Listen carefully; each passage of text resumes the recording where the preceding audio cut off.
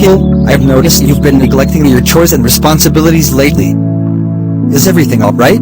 I'm tired of doing the same things every day, Father. It's so boring, and I want to have some fun for a change. I understand that everyone needs a break from routine now and then, but we must also remember our duties to the village. We need to work together to build a well, especially during this drought. Why should I help?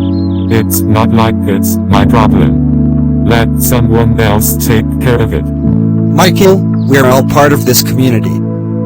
When one of us suffers, we all suffer. It's our responsibility to support each other during difficult times. One day, the village faced a severe drought, and the crops withered away. The community members were struggling to survive, and John knew it was crucial to work together to find a solution. He urged Michael to assist in building a well that could provide water for everyone. What's troubling you, Michael? I've been watching you and the other villagers working so hard on the well, and I feel guilty for not helping. I guess I've been selfish. It's never too late to change, my son. We all make mistakes, but what matters is how we learn from them and grow. Would you like to join us in finishing the well? Your contribution would mean a lot to the village. Yes, Father, I want to help. I want to make things right.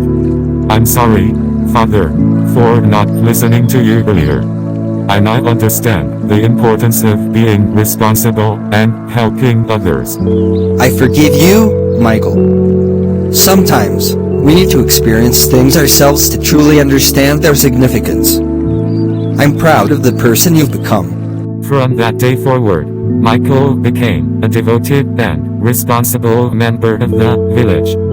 His relationship with his father blossomed, and they worked together to bring prosperity and happiness to their community.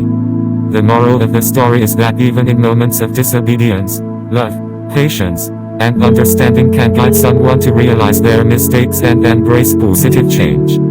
Communication and empathy are powerful tools that can strengthen the bond. The Bible says in Proverbs chapter 18 verses 19 says that a brother offended is harder to be won than a strong city. And their contentions are like the bars of a castle.